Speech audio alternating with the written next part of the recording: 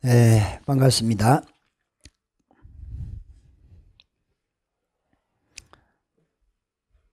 오늘은 팔정도에 대한 내용을 살펴보는 시간인데, 특별히 오늘사 저도 확인된 쌍유타 니카야중 분석의 경을 알게 돼서 이것을 참고로 하면서 팔정도에 대한 설명을 하는 게 좋겠다라는 생각이 들어서 조금 늦었지만 팔정도에 대해서 설명을 하도록 하겠습니다. 부처님께서 팔정도라고 하는 것을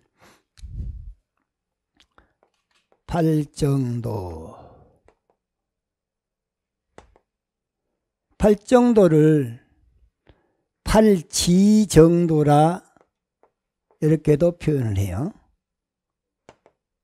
또는 팔성도라 하기도 합니다. 널까지 성스러운 도라 해서 팔성도라 하기도 하는데, 보통은 우리는 팔정도로 알고 있죠. 그러면 정도라고 하는 것은 다른 말로 말하면 정법에 해당되겠죠. 그런데 반대는, 정도의 반대는 삿될 사자에서 사도가 될 것이고, 정법이 아닌 것은 삿된 법이 되겠죠.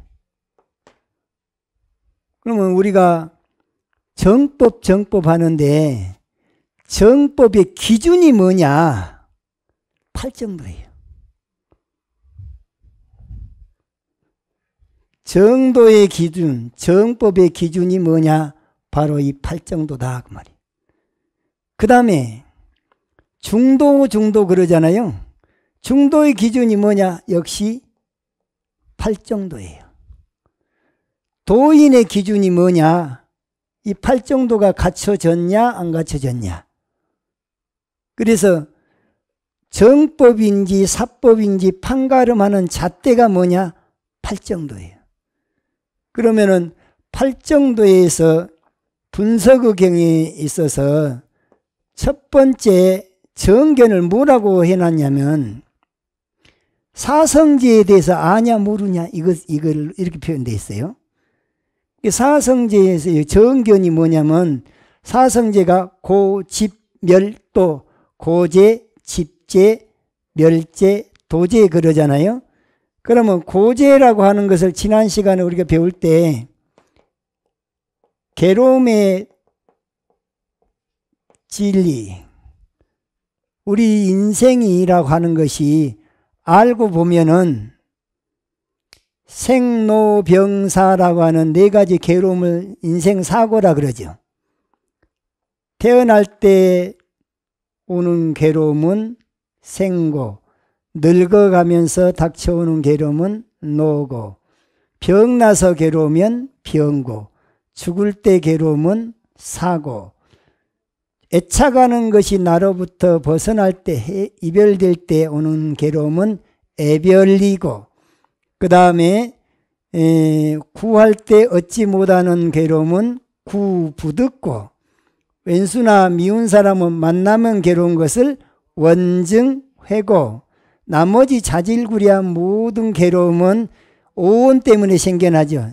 이 색수상행식, 지수합봉 4대에 있는 색과 느낌과 생각과 의지와 분별망식으로 분별하고 시비하면서 다가오는 이 마음에서 일어나는 괴로움들, 몸과 마음 때문에 자질구레한 모든 괴로움이 생겨나는데, 그 괴로움은 왜 생기냐? 무상하기 때문에 그래요. 그래서 우리 인생을 잘 관찰해서 놓고 보면 전부 다 괴로움 투성이에요. 그래서 인생은 괴롭다고 인식하는 것이 바로 고제락. 그 전부 다 괴롭다라는 말을 일체계고라 그러잖아요. 전부 다 괴롭다, 전부 다 괴로운 것을 8가지로 표현한 게 생로병사 애별이고 구부듣고 원증해고 오음성고. 그래서 이것이 인생은 괴로움투성이다라고 일체계고라고 인식하는 괴로움의 진리. 그러니까 괴로운 것을 괴로움으로 아는 것이 고제예요. 그럼 어째서 이렇게 괴롭게 됐느냐? 괴로움의 원인에 대한 바른 분석을 하게 되면 그 원인은 바로 어디서 왔느냐? 12연기에서 놓고 볼 때 첫 번째가 무명이잖아요. 무명이 뭐냐? 진리에 대한 무지야. 나를 잘못하는 거죠. 그러면 어떻게 보는 것이 진리를 바로 하는 것이냐? 그게 바로 연기법을 깨달으면 그 속에서 정견이 나와요. 그것이 뭐냐? 나를 바로 알고 보면은 과거 전생에 업을 지어서 이번 생에 이런 몸을 받았구나. 인과응보라고 하는 진리가 이것이 있음에 따라서 저것이 있고, 콩을 심었으니까 콩이 나고, 팥을 심었으면 팥이 나고, 심는 대로 거두고 뿌린 대로 거둔다라는 인과응보의 법칙이 이것이 있음에 따라 저것이 있다라는 연기법에서 나와요. 인연 따라 생겨났다, 인연 따라 사라진다고 하는 모든 것이 인연 따라 생멸한다는 말은 변한다는 말이잖아요. 이게 존재하는 모든 것은 내 몸을 비롯해서 내 마음도 변하고 몸도 변하고 내 눈앞에 보여지는 온갖 경계도 다 변해. 귓가에 들려오는 모든 말이나 새소리, 닭소리, 개소리도 금방 왔다가 지나가 버려요.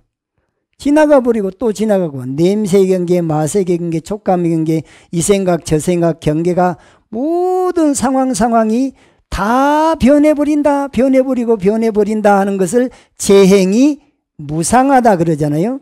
재행이 무상하다는 말이 연기법에서 나오는데 어떻게 나오냐? 인연생, 인연멸, 인연 따라 생겨나고 인연 따라서 사라진다. 이 말을 바꿔서 재행이 무상하다. 그럼 존재하는 모든 것을 무상하다고 보는 것은 바른 견해예요? 잘못된 견해예요? 바른 견해예요. 나를 비롯해서 천지우주는 이대로 인과응보의 법칙으로 돌아가고 있죠. 이것이 바로 진리예요. 그런데 모든 것이 인과로 돌아가는데 인과를 불신한다면 그것이 바로 무명인 거예요. 재행이 무상한데 재행을 무상하지 않다고 영원할 것이라고 착각하면 그것이 미혹이고 그것이 무명이고 그것이 착각이고 그러한 것을 중생견이라 그러죠. 중생견. 그 다음에 모든 것은 이렇게 무상하기 때문에 영원히 변치 않는, 현상계에서는 영원히 변치 않는 실체를 찾을 수가 없는데 그 속에 실체가 들었다고 믿는 것을, 이거 아트만이 있다고 생각하는 것, 이거 착각이에요. 그런데 알고 봤더니 아트만이라고 하는 건 현상계에서 찾을 수가 없더라. 단지 인연만 그 속에 조건이 갖춰졌을 때는 있는 듯 하지만 조건이 사라지고 나니까 없어져 버리니까 그것이 영원하지 않으니까 영원해야지만이 아트만이라 할 수 있는 거예요. 상일 주제하는 영원하고 한결같고 자기 마음대로 할 수 있고 자기가 다 주관할 수 있고 그런 존재를 이름하여 아트만이라 하는데 그러한 존재는 현상계에서는 찾을 수가 없다라는 입장이 불교 입장이에요. 그래서 무상하기 때문에 무하라 그래. 왜 무하냐? 무상하기 때문에. 왜 무하냐? 한결같지 않기 때문에. 왜 무하냐? 내 마음대로 안 되기 때문에. 그럼 그런 것이 다 갖춰지면 아트만이 되겠는데 이 현상계에서는 아트만을 찾을 수가 없다. 현상계는 이런다 할지라도 현상계가 무상하다는 진리는 변함이 없어요. 인과응보라는 진리는 변함이 없어요. 그리고 현상계 어떤 것이든지 그 속에는 아트만을 찾을 수 없는 제법은 무아라고 하는 무아의 진리는 변함이 없어요. 왜 또 공하다 그러냐? 본래는 이 현상계도 없었어요. 없었는데 현상계는 어떻게 중생의 공업력에 의해서 천지우주가 형성이 되고 또 개개인의 삶은 다 인연 따라서 그 업력에 의해서 그 삶이 또 유지되고 이렇게 계속해서 윤회를 면치 못하고 윤회 전생을 하고 있는 중생사리가 있게 되기 때문에 나를 바로 본다면은 나는 본래는 없었으니까 일체개공, 오온개공 그러죠. 오온개공, 공한 존재인데 이게 영원할 것이라고 생각하는 상견을 갖는다든가 죽으면 모든 게 다 끝나버린다고 하는 단견을 갖는다든가 이런 건 다 사견인 거예요. 그런 사견들의 집합이 무엇이냐? 이름하여 무명심이라 그래. 없을 무자 밝은 명자, 지혜 없는 마음. 어떨 때 지혜가 없냐? 착각할 때 그래요. 여러분들 지금 분명히 지금 제 앞에 있지만 이건 상으로 놓고 볼 때는 있죠. 그런데 법으로 놓고 볼 때는 여러분들 지금 이 순간에도 몸뚱아리 피부 조직이 하나하나가 계속 자리바꿈을 하고 있으면서 유지하고 있는 거죠. 그런데 이 몸뚱아리는 본래는 있었어요? 없었어요? 없었어요. 본래 없었단 말이 공이요. 단지 과거 전생의 업력에 의해서 인연에 의해서 지금 있는 듯 하지만 있는 듯 하는 것을 보고 듯한 것을 있다라고 착각을 하게 되면 이게 무명이 돼버린다 그 말이죠. 그러니까 왜 없다고 그러냐? 영원하지 않기 때문에, 무상하기 때문에. 그러니까 나를 바로 보면 본래도 없었지만 있는 듯 잠깐의 헛개비처럼은 있지만은 거울 속에 비춰진 그림자처럼은 있지만 그 인연이 다 하고 나면은 다시 공으로 돌아가 버려요. 조금 빨리 돌아가는 것, 좀 더디 돌아가는 것, 그것 때문에 착각을 일으키거든요. 전생에 분명히 전생의 그림자가 내 안에 마음속 안에는 업으로 들어앉아 있겠죠. 근데 기억을 못해요. 기억을 못한다고 그래서 전생에 어떠한 행위들이 없었던 건 아니잖아요. 그런데 지금에 봐서는 전생치는 아무짝에 쓸모없는 공한 거예요. 또 지금의 내가 어떤 행위를 하지만 미래생에 가서 지금의 내 모습도 기억도 못해요. 본래는 진여불성이라고 하는 이 불성 차원에서는 불성이 뭐냐?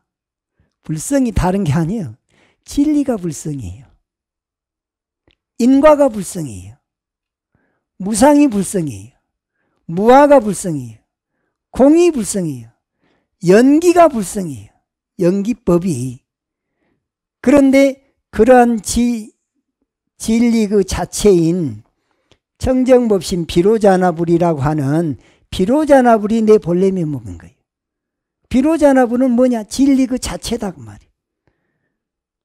연기법의 원리가 뭐예요? 이것이 있음에 따라 저것이 있다. 인과응보죠.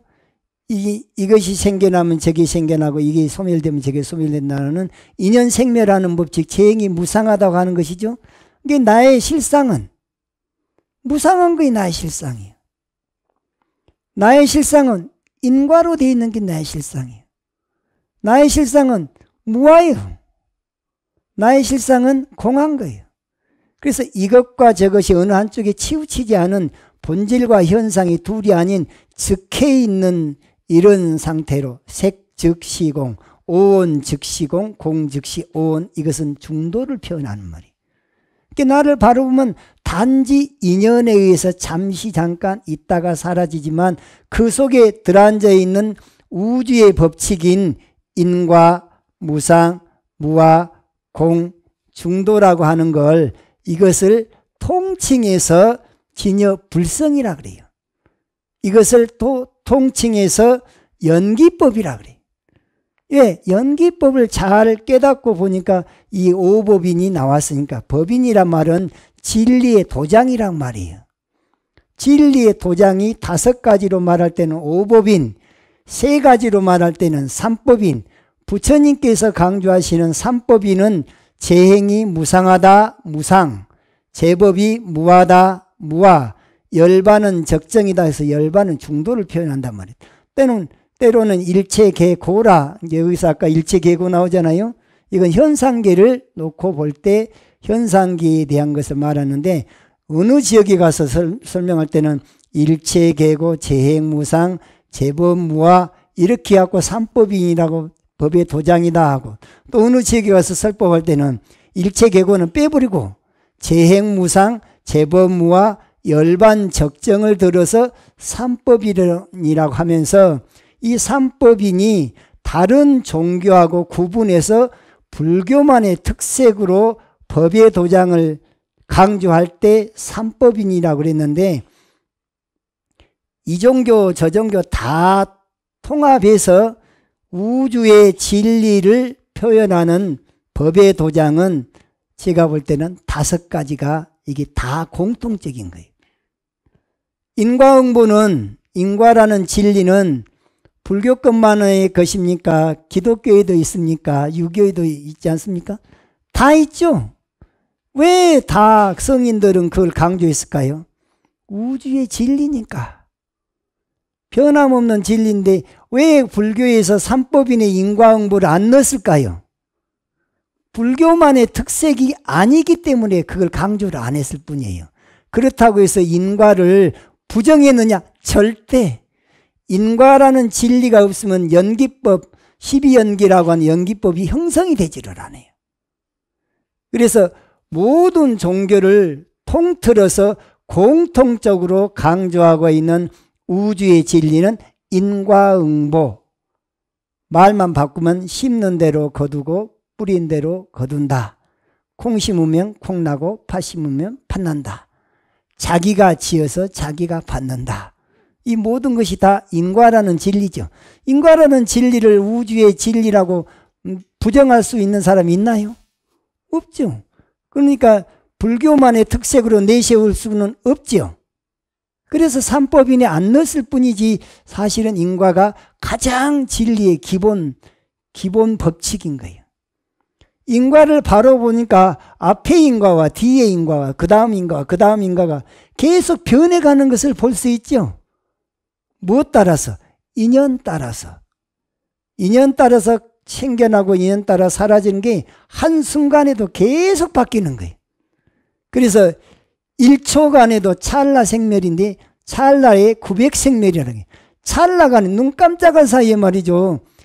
그 생멸이 변하는 것이 무상함이 900번이나 있다는데 너무 빨리 이것이 그냥 다다다다다 이렇게 싹 지나가 버리니까 그냥 가만히 있는 것으로 착각들을 한다고 말이죠. 그래서 재행이 무상하다고 하는 것은 불교만의 특색은 아닌 거예요. 사실은 기독교에서는 뭐라 하냐면 좋은 것도 이 또한 곧 지나가리라 그래. 굳은 것도 이 또한 곧 지나가리라 그래.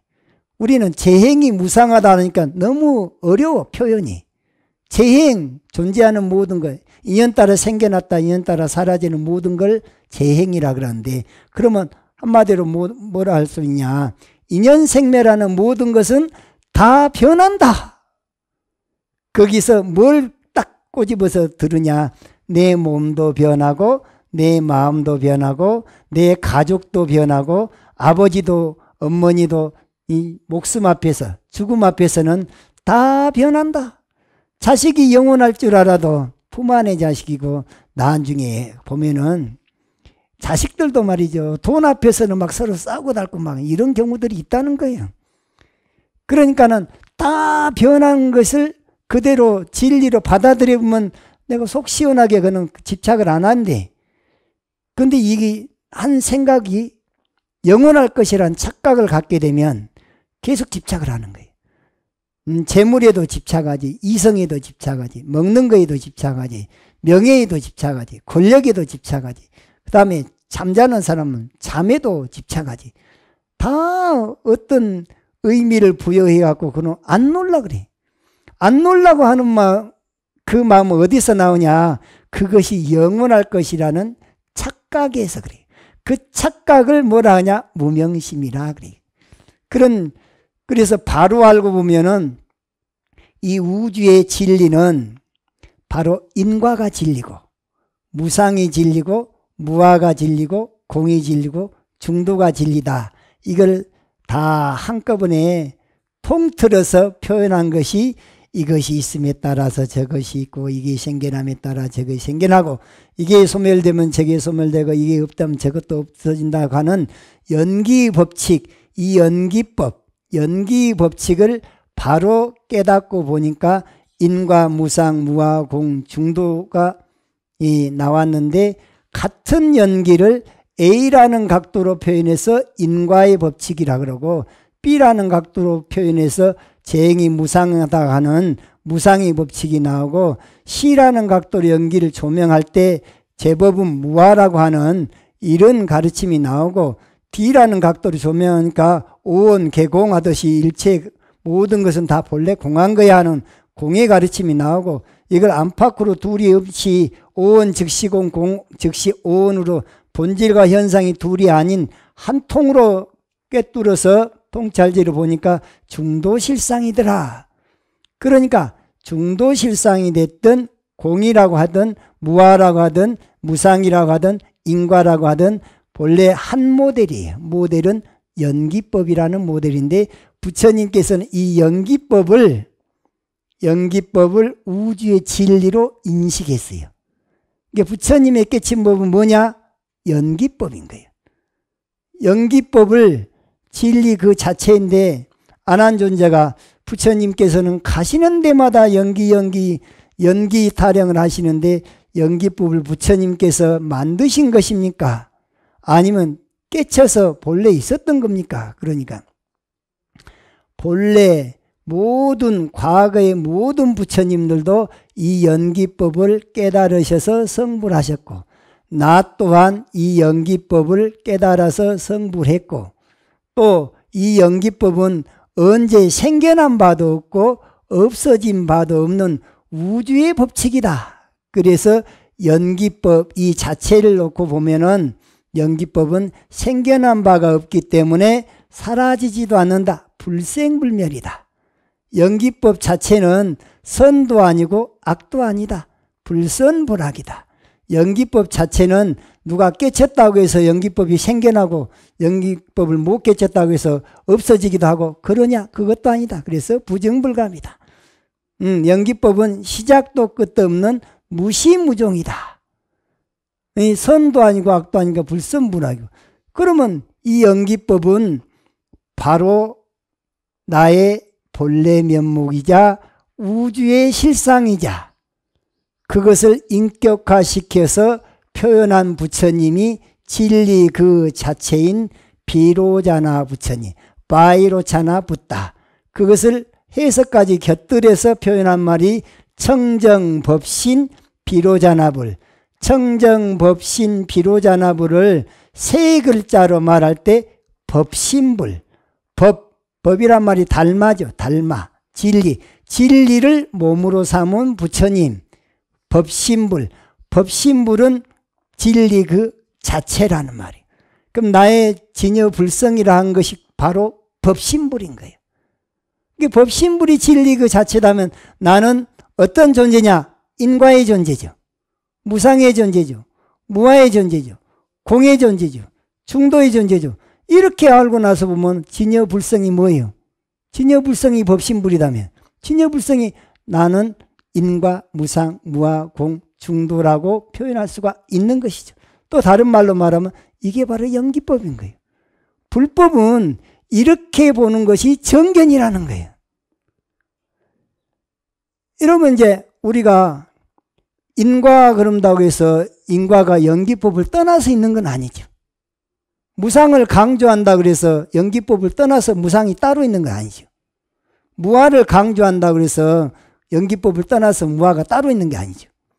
공을 강조한다 그래서 연기법을 떠나서 공이 따로 있는 게 아니에요. 중도를 강조한다 그래서 본래 부처라고 하는 중도를 강조한다 그래서 연기법을 떠나서 중도가 따로 있는 게 아닌데 사람들이 전부 다 따로 국밥으로 이해를 하고 있어요. 인과 그러면 인과가 따로 있고 무상 그러면 무아, 공, 중도 따로 있다고 생각하지만 사실은 한 모델 하나인 연기법에서 다 강조용법으로 표현 방식이 달랐을 뿐이에요. 그래서 부처님이 뭐라 하시는 거는 연기를 보는 자는 그러니까 인과, 무상, 무아, 공, 중도를 보는 사람은 곧 법을 보는 것이고 법이 진리예요. 진리 그 자체인 법신부를 보는 거예요. 법을 보는 자는 법신부를 보는 자는 진정한 나를 보는 자다. 진정한 나. 진짜 부처 법신열애를 보는 거죠. 그래서 이런 의미를 다 이해를 하고 나서 범소유상, 계시허망, 약견, 재상, 비상, 즉 견열애가 딱 이해가 돼버리는 거죠. 그것이 바로 금강경 견성법 아닙니까? 이렇게 이해를 하고 있을 때 이 사람은 정견이 있는 거예요. 아까 여기서는 정견했을 때 이 고재라고 하는 건 현실의 고통인 거예요. 여기 아까 분석경에 보면은 무엇이 바른 견해인가? 괴로움에 대한 지혜, 괴로움에 대한 지혜를 아는 것. 현실이 생로병사로 괴롭고 애별리고 구부듣고 원증하고 오음성고라고 하는 이것이 일체계고로구나라고 이해를 하면 이 사람 정견이 있다는 얘기예요. 그러면 어째서 현실의 고통이 일어나게 됐냐? 그 원인에 대한 괴로움의 일어남에 대한 지혜, 괴로움이 어째서 일어나게 됐는가? 그 원인에 대한 지혜가 이것이 바로 집재예요. 집재. 그 집재를 뭘로 알아야 되냐? 방금 전에 말씀드린 연기법을 깨닫고 나서 보니까 무명 때문에 모든 것이 나를 바로 보지 못한, 나를 인과로 보지 못하고, 무상을 무상으로 못 보고, 무아를 무아로 못 보고, 공을 공으로 보지 못하고, 중도를 중도로 보지 못함에 따라서 딱 뭔 착각하냐? 나다라는 생각을 해버려요. 그게 아상이죠. 아상. 아상은 84,000 아상이 있는 거예요. 금강경에 보면 아상, 인상, 중생상, 수자상, 법상, 비법상 이 모든 상들이 나오는데 그게 다 착각에서 오는 거예요. 방금 전에 연기법을 바로 깨치지 못한 데서 84,000 상이 나오는데 그 상들 때문에 아상이 탐진치를 만들어내고 아상이 살생투도, 사응, 망어, 기어, 양설, 악구, 탐진치, 십악, 십선을 만들어내는 것이죠. 그래서 결국에 수행은 아상 떨쳐내는 공부가 수행인 것인데, 그래서 집재에 대한 바로하는 것, 집재라고 하는 것이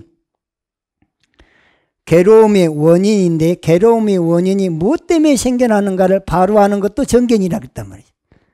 그 다음에 괴로움이 다 소멸되고 나면 무엇만 남겠어요? 상락, 아정, 열반, 사덕이 남아요. 그러니까 괴로움의 소멸에 대한 진리를 바로하는 것도 정견이라는 거예요. 그러면 나의 본래 면목이 무엇인지 그것을 바로 알아버리면 멸제를 하는 거죠. 괴로움이 소멸돼서 얻어지는 게 뭐냐? 영원히 생로병사로부터 영원히 벗어나서 영생을 얻는 거예요. 영생. 그것을 상이라 그래요. 항상 상자. 그 다음에 고와 락을 초월한 극락을 누린다 그래서 락이라 그래요. 못하는 것이 없고 모르는 것이 없고 신통자제하는 지혜와 자비를 갖춰서 뭔가 것을 다 할 수 있는 그런 능력을 다시 회복을 해요. 그게 진정한 나의 모습이 그것을 진아아라 그래요. 그 다음에 그 열반을 성취하게 되면 얻어지는 공덕 중에 84,000 공덕이 있는데 그걸 간추리고 간추려서 4가지 덕목으로 간추려 놓은 것이 상덕, 락덕, 아덕, 정덕. 그래서 이것이 열반 사덕이라 그러는데 거기서 아라고 하는 것이 못하는 것이 없고 모르는 것이 없으면서 신통자제하게 걸림이 없는 그런 나를 회복하는 것을 아라 그래요. 그 다음에 정할 때 정은 깨끗할 정자를 쓰는데 청정하다는 말이에요. 어떤 것이 청정한 거냐? 84,000 번뇌가 쏙 빠져버렸어요. 번뇌가 멸진된 상태를 정이라 그래. 청정하다 그래. 이게 마음에 좋고 구짐도 없고 미워하고 시기하고 질투하는 이런 마음이 쏙 빠져버리고 나니까 그냥 청정함만 남아있어요. 마음이 완전히 아공, 법공에 통달된 상태에 있으면 좋은 것도 굳은 것도 없는 그런 불성과 개합이 딱 된 상태를 청정하다 그런 거예요. 그런 상태에 도달하는 삼매를 이름하여 멸진정이라 그래요. 멸진정. 이렇게 해서 정견은 괴로움이 소멸됐을 때 다가오는 것이 무엇인가에 대한 그 답은 바로 상나가정인데 상나가정을 바로하는 것은 곧 나의 본래 면목을 바로한 거예요. 상나가정을 누리고 있는 그 경계의 부처님을 아미타불이라고 그래요. 나의 본래 면목은 역시 아미타불인 것이고 그걸 다른 표현으로 진여불성이라고 그랬지. 불성은 너무 추상적인 표현이니까 그냥 불성을 이 연기법에서 오법인으로 인식을 했을 때 그것은 무상한 걸 보면서 이게 진짜 무상하구나. 인과를 보면서 이게 인과로구나. 무아를 느끼면서 이게 무아로구나. 공을 느끼면서 공이로구나. 나의 본래 면목은 본래 이런 것이고 우주에 천지 우주에 존재하는 모든 것도 본래 이런 것 아닌가. 그러면 나는 항상 자성과 함께 있는 거죠. 자성을 여의지 않는 것이. 그 자리에 깨어있는 것이 선인 거예요. 그 자리에 깨어있는 것이 부처님과 함께하고 있는 거죠. 부처님은 항상 그런 가르침을 펴셨지 굉장히 추상적인 것만 쫓아가는 이런 것이 아니에요. 추상적인지만은 추상적이지 않게 하기 위해서 뭘 해야 되냐. 이런 강의가 필요한 거예요. 강의가 왜 필요하냐. 애매하게 불법을 이해하고 있으면은 막상 실천하려고 하면 참 애매합니다. 불교는 표현이 너무 다양해가지고 배워야 될 게 너무 많아요. 예전에 내가 반야심경을 강의를 몇 강의를 안 했는데 누군가가 댓글을 달았는데 와 저렇게 많은 것을 알려면 어느 세월에 반야심경을 다 이해를 하겠냐 이런 부정적인 댓글을 단 사람이 있더라고요.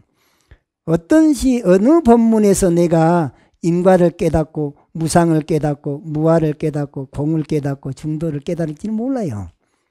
어떤 말 끝에 맞아 저것이 저 말이 맞아 여태까지 내가 굉장히 추상적으로 너무 참 애매했었는데 저 말이었구나 그렇게 딱 와닿을 때가 있죠. 근데 그 말이 한 번이 다 와닿냐 모든 사람이 아니에요. 사람마다 자기 경험치가 다 달라가지고 다 그때 느끼는 게 다 틀려요.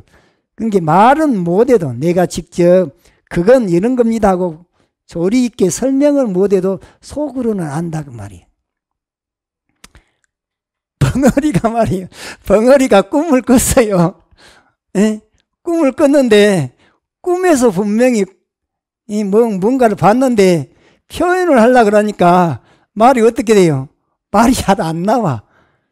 말이 잘 안 나온다 그래서 그 사람 보고 꿈 안 꿨다고 막 그냥 구박하면 됩니까? 안 됩니까? 그러니까 여러분들 각자 나름대로 본인 깜냥만큼은 다 알아요. 다만 앞에 나와서 설명하라 그러면 이 대주스님만큼 이렇게 막 그냥 이 일사천리로 설명은 못할 뿐이지 속은 안다고 말이에요. 속은 안다고 지금 다들 얼굴이가 쓰여 있는 것 같아. 공부가 이렇게 해서 이거집니다. 이러다가 어느 순간에 요설변제가 나와요. 이게 뭔 주제가 하나가 그냥 이 얘기를 하려고 그러면 언제 그거 준비했다가 그 말이 나오냐 그게 아니에요. 그냥 상황만 닥치면 말이 졸졸졸졸졸 나오는 것이지. 그것도 요설변제도 일종의 신통입니다. 예. 그건 해안이 열리면 그게 바로 나오는 거예요. 자, 그래서 저기 고재를 알고 집재를 알고 멸재를 알고 또 괴로움을 어떻게 소멸시킬 것인가 그 괴로움을 소멸시키는 방법론 그것이 팔정도인데 팔정도를 아는 것까지를 이것을 고집멸 또 사성제를 잘 알고 있는 그런 견해를 정견이라 이렇게 부처님이 분명히 얘기를 했어요.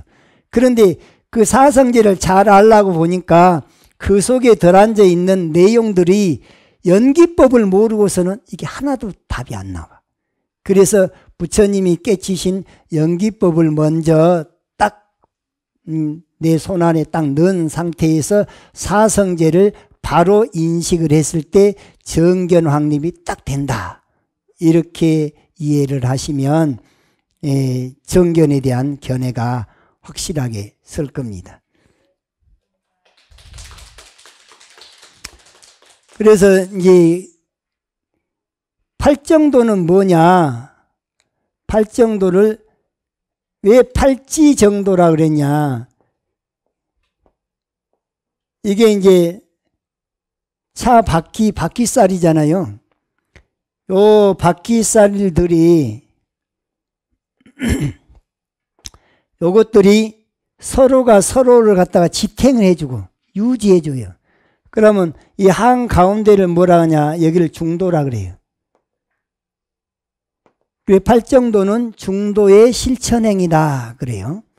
그런데 이것을 불교 수행의 요체는 개정의 사막이라고 배웠죠. 개, 정, 해. 이 개정의 사막을 팔정도로 말하면 여기가 이제 정견이라고 칩시다. 정견, 정사유, 정어, 정업,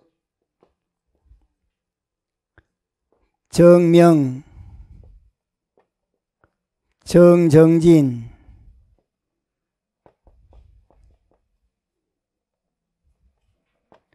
정념, 정정. 이 한자가 사람 잡는 거예요. 이 한자가. 이게 정견은 우리말로 말하면 뭐라 그래요? 바른, 견해. 그 다음에 정사유는 바른, 생각. 바른 생각이라 그래야 돼요. 여기서는. 정어는 바른 말. 정업은 바른 행위.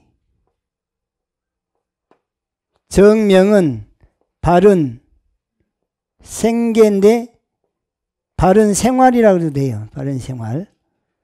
정정진은 바른 노력.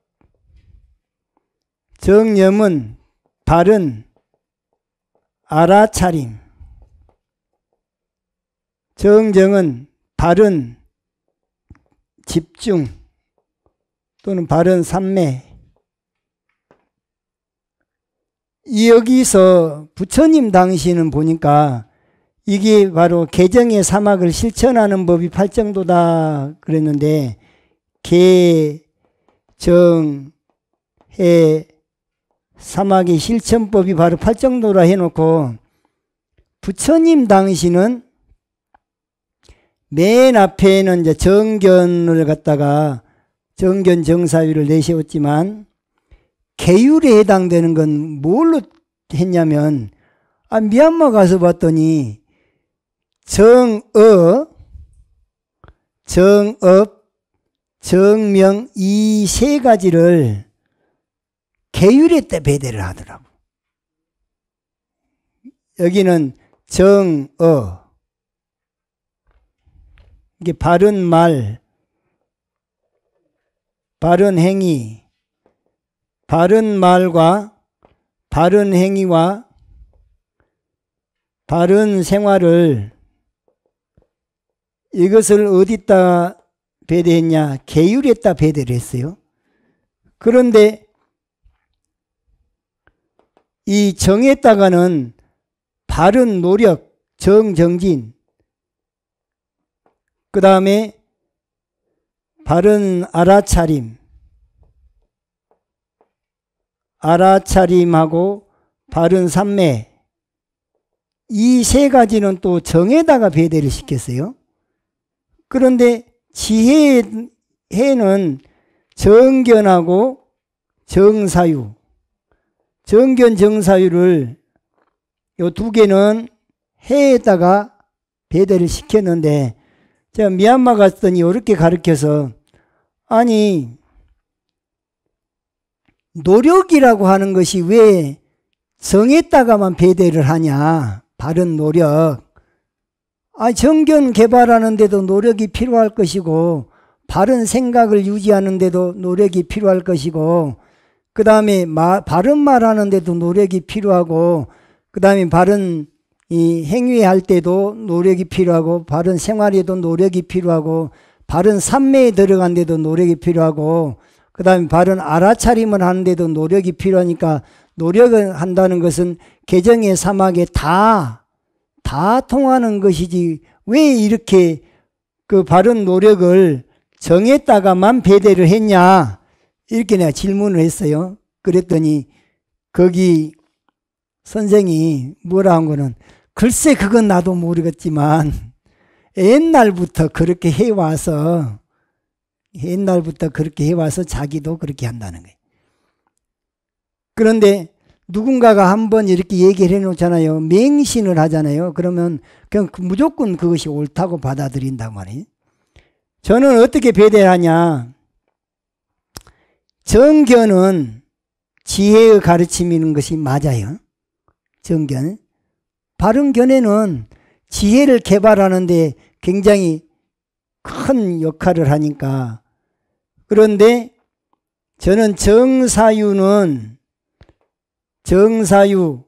이게 바른 생각, 바른 말, 바른 행위, 바른 생활, 이 네 가지는 계율했다가 배대를 합니다.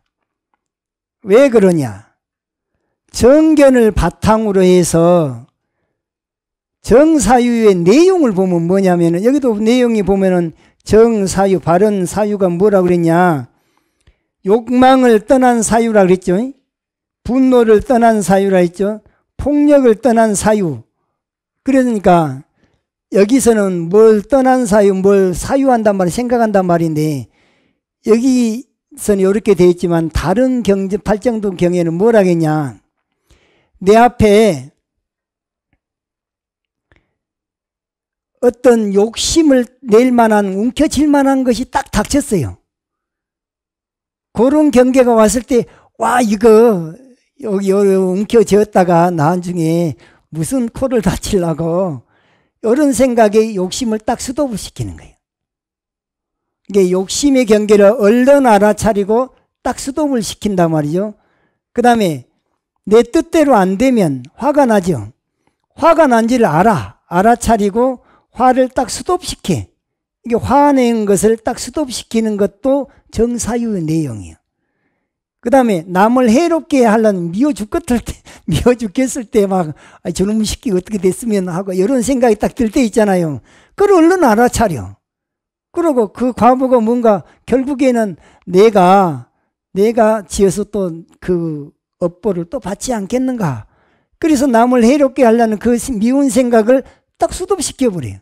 그러면 탐진치 경계, 탐심과 진심과 남을 해롭게 하려고 하는 이 마음이 일어났을 때 그놈을 얼른 알아차리고, 그것이 정념이에요.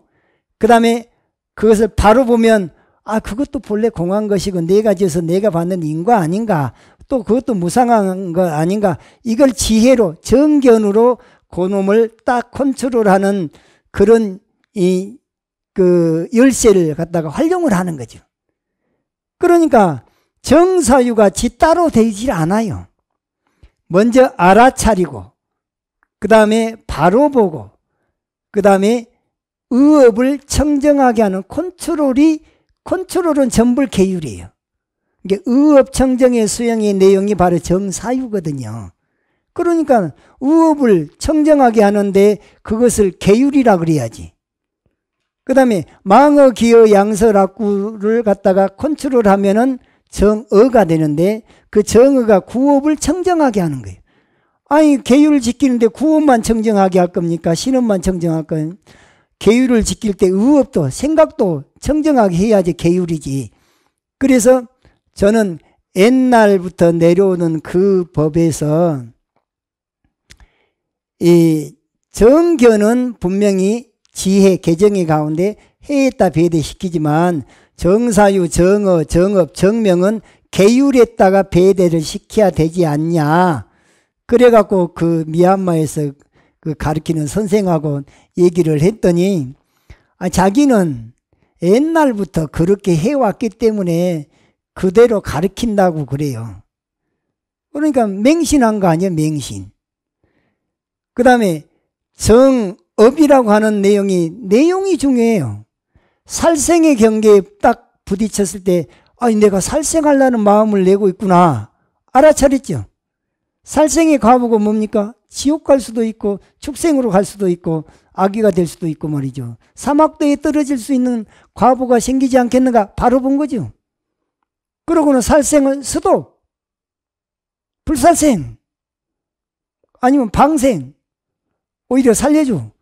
그러면은 신업이 청정돼요. 도둑질 하려는 마음이 일어났을 때, 뭐 훔치려고 하는, 도둑질은 다른 거 아니에요. 주지 않은 물건을 훔치는 걸 말한 것이거든요. 그럴 때 얼른 알아차리고, 내가 도둑질 하려는 마음이 생겼구나. 아, 도둑질 과부가 사막도 떨어지는 거 아닌가? 사막도 갈 바에야 내가 스톱해야지. 도둑질을 딱, 설사 내가 이 자리에서 굶어 죽는 한이 있더라도 그런 짓은 안 해야지 하고 딱 스톱을 하면, 그러면 도둑질이 스톱이 되면서 신업이 청정해진단 말이죠. 그 다음에 삿된 음행을 하지 말아라. 삿된 음행을 해갖고 그 과부가 자식들한테 별로 안 좋다고 말이죠. 되는 일이 없어요. 재수없는 일이 자꾸 생기고. 그러니까 삿된 음행을 일으킬 마음이 생기면 얼른 그걸 알아차리고 바로 보고 컨트롤. 항상 어떤 행위를 하더라도 그 속에는 알아차리고 바로 보고 컨트롤하는 알바콘이 항상 함께, 개정이가 함께 따라가는 거예요. 팔정도는 개정이가 순간순간에 함께 상호 유기적으로 돌아갈 때 팔정도가 동시에 돌아가는 것이지. 그러면 살생을 안 해. 살생한 의도도 없고, 도둑질도 안 해. 아예 도둑질할 의도도 없고, 싸움도 아예 하지도 안 해. 그런 삶을 살면 그 자체가 신업이 청정인 거예요. 내가 지금 그런 행위를 안 하는 자체는 신업이 청정되고 있다는 증거인 거예요. 망어기의 양속을 갖고 거짓말도 안 해. 태생이 거짓말 안 한 사람이 있잖아요. 선천적으로. 그냥 앞뒤가 똑같은 사람. 안팎이 똑같은 사람. 그 다음에 이 쓸데없는 소리가 다른 거 아니에요? 잡담하는 거예요, 잡담. 몇 사람이 모이면 그냥 맨 정치 얘기나 하고 스포츠 얘기나 하고 드라마 얘기나 하고 시간을 다 낭비해본 거. 이게 쓸데없는 말인데 이게 기여라고 하는 거예요. 양설이 뭐냐? 한 입 갖고 두 말 한 거 아니에요? 이간질 시키니라고. 그런 것들을 아예 양설을 하지 않은 거. 있는 그대로만 얘기하면 되잖아요. 그 다음에 아주 좋지 않은 쌍쇼자 말, 이런 욕설 같은 걸, 이걸 평소에 욕설 잘 안 한 사람도 있지만 입에가 그냥 여기 달려있는 사람도 있잖아요. 입에 달려있는 것은 환경이 그런 환경에서 살아서 그래요. 욕 잘하는 사람 옆에 있으면 금방 늘어봅니다. 그런데 진실한 말만 잘하고 바른말, 고운말, 표준말, 서울말씨 이렇게 사는 그 사람들하고 살다 보면은 그런 말로 닮아가지는 거예요. 그러니까 평소에 내가 거짓말하지 않지, 또 쓸데없는 잡담하지 않지, 거기다가 이간질하는 말 하지 않지, 또 바른말, 고운말을 늘 쓰지. 그러면 그 자체가 정어인 거예요. 정어가 이미 습관화되어 있는 사람은 정어가 구업청정이 그냥 저절로 일어나고 있는 것인데, 꼭 내가 무슨 일이 있었을 때만 그놈을 컨트롤할 때만 정어가 아닌 거예요. 평소에 내가 그러한 악행을 하지 않으면 그 자체가 선업을 짓고 있는 것이다, 그 말이에요. 그 다음에 신업, 구업, 의업, 신구의 삼업이 청정되는 것이 삶, 생활 자체로 연결이 되면 그것이 생계가 청정해지는 거죠. 거기서 말하는 바른 생계는 내용이 뭐냐? 정당한 직업을 가지고 의식주 문제를 해결해라, 그 말이에요. 스님들은 정당한 이 생계가 뭐냐? 조성예불 하는 거예요. 예불. 예불하고 홍법, 널리 포교활동 열심히 하면 이 자체가 이걸 통해서 의식주 문제를 해결하면 이게 정명이라고 하는 바른 생계고, 제가자들은 그 세속에서 직업이 있잖아요. 아니 몸을 팔아가지고 거기서 쉽게 돈 벌어가지고 생계를 유지한다든가, 무기를 밀매한다든가, 아주 또 사기를 친다든가, 요런 직업을 가지고서 요즘 같은 경우 보이스피싱 같은 게 있잖아요. 그러니까 보이스, 이 목소리를 뭐 속여가지고 딱 낚이는 거 있잖아요. 이게 보이스피싱인데, 그런 식으로 해서 돈 벌어가지고 생계를 유지하는 거, 이런 건 다 삿된 생계라 그래, 사명. 그러니까 바른 생계는 뭐냐? 교육자들, 뭐 공무원들, 사농공상의 정당한 직업을 가지고서 생계를 유지하는 거, 이게 바른 생계인 거예요. 이게 스님들은 스님으로서 할 일 열심히 하는 게 바른 생계다 그 말이죠. 그러면은 알아차리고 바로 보고 신구의 삼업을 컨트롤하는 게 상황이 다 틀리잖아요. 그 상황의 계정이가 또 알바콘이 한꺼번에 갖춰져 있으면 그것을 선법이 생겨났다 그래. 좋은 법이 내가 바른 법을 실천할 수 있는 좋은 법이 생겨났어요. 이생성법, 이미 선법이 생겨났잖아요. 그럼 뭐 어떻게 노력해야 되냐? 더 빛이 나도록 노력해야 돼. 그런데 아직 이게 좀 서툴면 빨리 빛이 나도록 노력하는 것을 미생성법 영증장, 아직 선법이 생겨나지 않습니까? 빨리 증가되도록 노력해. 그것이 바른 노력 정정진이야. 그런데 나를 가만히 보니까 예전부터 잘못된 습관이 있는 수가 있어요. 욕 잘하는 사람은 욕이 습관이잖아요. 그러면 이생악법이 이미 악법이 생겨났으면 어떻게 해야 되겠어요? 빨리 끊어버리려고 노력하는 거예요. 그래서 이생악법 영단, 악법은 빨리 끊으려고 노력하고, 아직까지는 그런 못된 버릇이 안 일어났는데 계속해서 일어나지 않도록 자꾸 단속을 해야 되겠죠. 그럴 때는 미생악법, 아직 악법이 생겨나지 않았을 땐, 악법이란 말은 잘못된 습관인 거예요. 그러니까 거짓말을 하거나 망어 기어 양설악구는 잘못된 습관이죠. 살생투도 사음은 잘못된 습관이죠. 탐진치도 잘못된 습관이죠. 그런 것들이 아직까지는 안 일어났으면 계속해서 일어나지 않도록 단속을 하는 걸 미생악법 영불기, 그러면은 이생선법 영증장, 미생선법 영생, 그 다음에 미생악법 영불기, 이생악법 영단, 이 네 가지 노력하는 것을 정정진이라. 그러니까 이 정정진은 앞에 신구의 삼업을 청정하게 하는 그런 삶 자체를 매 순간순간 알아차리고 바로 보고 컨트롤하는 그런 노력을 갖다가 정정진, 바른 노력, 바른 정진이다. 정진하는데 뭔 정진을 하냐? 입으로는 염불을 하면서 몸을 단속을 못하고 말을 단속을 못하고 마음을 단속을 못한다면 그건 노력입니까?